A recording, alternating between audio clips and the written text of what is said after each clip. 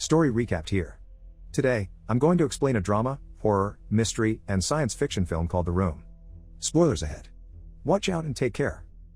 A young couple, Matt and Kate, move into their new home in upstate New York. Both of them enjoy the early times of being a young married couple as they start anew. Their new house requires renovations and repairs here and there, so they start to work around it. Upon organizing the kitchen, Kate sees a dead bird inside a cabinet and goes outside to bury it. She gets distracted by Matt, who talks to her from the window and looks back to see the bird disappear. While throwing away stuff that came with the house, Matt notices something weird in the wall, so he tears the wallpaper to see it better.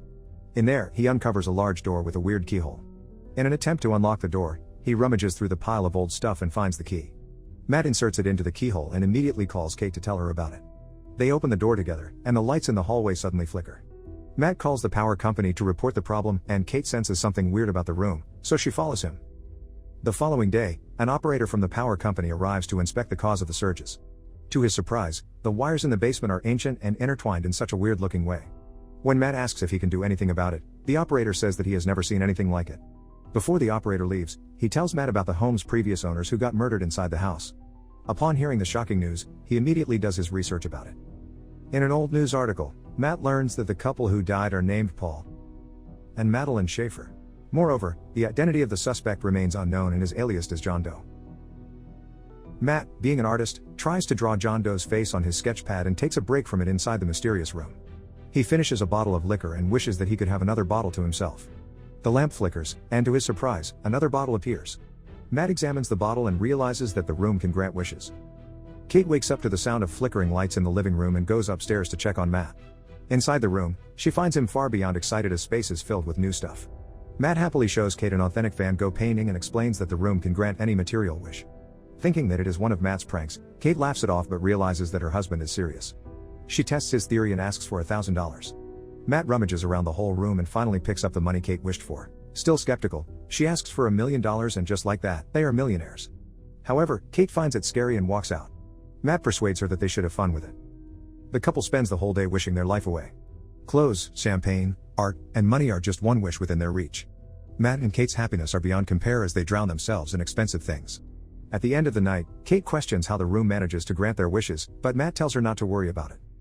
For the following days, their fun and lavishness know no bounds. Every time they make a wish, lights flicker, and so does the power source in the basement. They celebrate their overnight wealth by partying together inside the room with drinks and gifts. However, the fun and action do not last long. Kate wakes up the following morning feeling empty as the material things fail to fill a void inside her. Matt gets concerned about it and surprises her with a crib, hinting that they should try to have a baby. Contrary to his expectations, Kate gets upset about the surprise as she already had 2 miscarriages and storms out of the house. Later, Kate returns inside and spontaneously wishes for a child inside the mysterious room. As Matt learns about it, he gets mad that she did not consult him before wishing for a baby. Both get into a heated argument, Kate claiming that she did it as a shortcut to motherhood. Without the possibility of a miscarriage and the pain of childbirth, Kate explains that they could be happy that way. Matt is utterly against the idea and urges Kate to bring the baby back to the room to wish for the child's disappearance. At that moment, the couple enters the room, but Kate tearfully refuses to give up the baby. Instead, she hands the baby over to Matt, but he could not carry out the deed as well.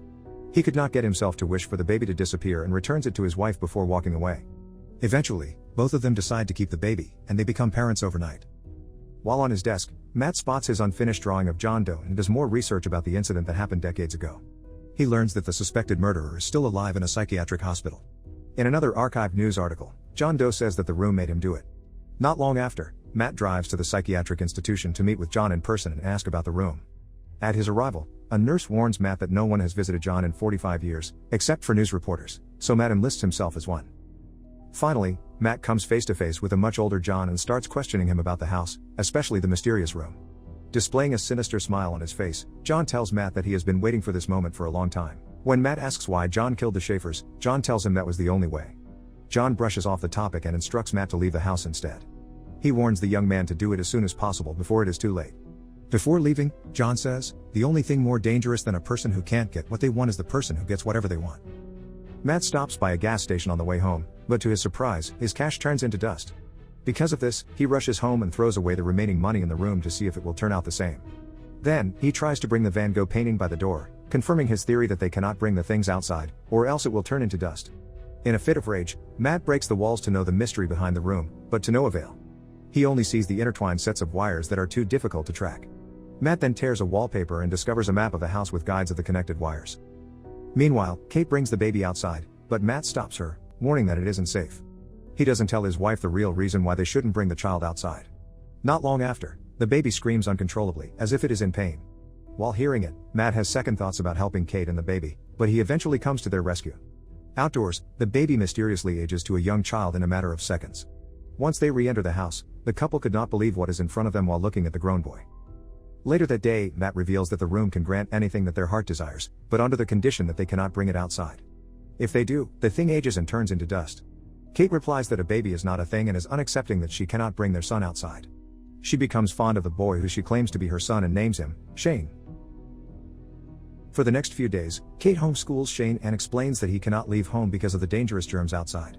One day, Shane becomes impatient while Kate teaches him how to read, causing him to throw a tantrum. His whole life, Shane has never experienced how it is to be outside. All he has ever known is the walls of the home he can never leave. Later, Kate receives a package outside and locks the door whenever she goes in and out. She gives the package to Matt, who ordered it, and unboxes a brand new gun. Unfortunately, Kate leaves the front door unlocked and completely forgets about it. While she is busy playing the piano, Shane sneakily makes his way to the front door and opens it unnoticed. He sticks his hand outside and feels the fresh breeze, deeply curious about the outdoors. Suddenly, Kate notices it and rushes to her son angrily. She embraces Shane, relieved that he is safe and unharmed. To prevent Shane from sneaking out, the couple decides to block every window with planks of wood. That night, Kate wakes up to Shane beside her bed, asking if he could sleep beside her. The boy tells his mother that he wants to be with her forever, making Kate hold him closer. However, her words fail to bring ease to Shane's mind as he still looks worried. Matt spends the next few days practicing how to shoot with his newly purchased weapon. He then comes back home and sees Shane playing with a snow globe inside his art studio. Strictly, he orders Shane to leave immediately, causing the boy to drop his snow globe. Until now, Matt has not accepted Shane as his son and acts coldly toward him. Not long after, Kate comes in and argues about Matt not acting fatherly toward their son. At nightfall, Shane walks around the house and sees a map that leads to the basement. He sees the big power source with intertwined wires and eventually ends up in the room. Throughout the night, lights flicker around the house, but Matt and Kate do not notice it at all. When Matt wakes up, he sees a new snow globe beside him and the broken one from a distance.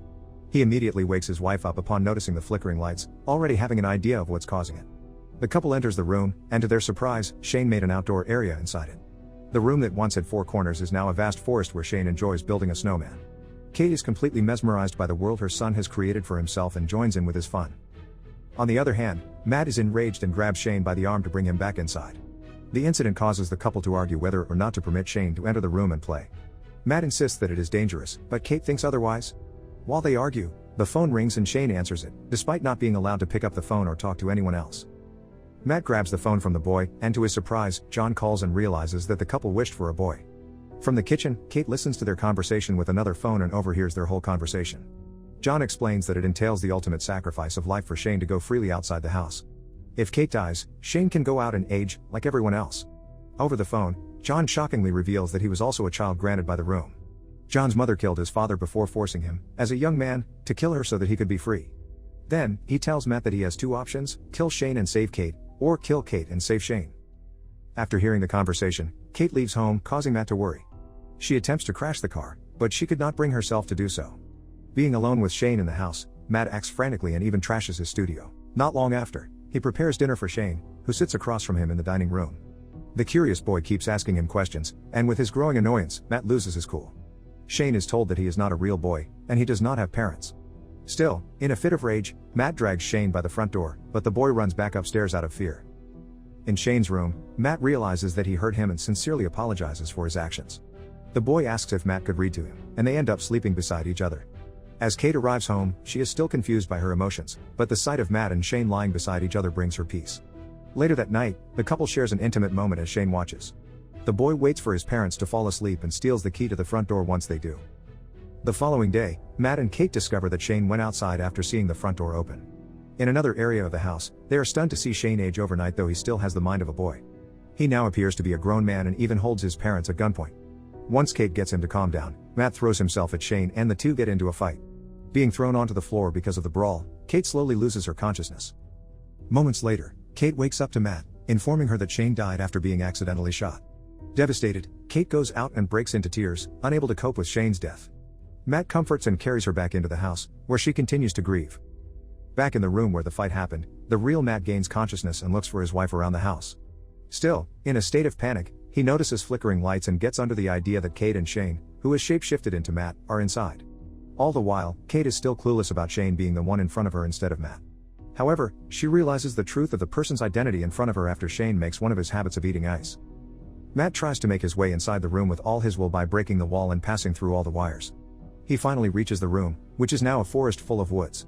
It reveals that Shane used the room to enlarge the outdoor area and duplicate the house inside it. He shapeshifted into Matt to kidnap Kate to the cloned home and take advantage of her in a sensual way. Determined to claim his wife back, Matt runs through the woods and finally arrives at the cloned home. He breaks in just as Shane forces himself on Kate in his bedroom. After hearing Matt break in, Shane gets up to prepare for another fight. This allows Kate to get up and leave, but she sees two versions of Matt across the hallway.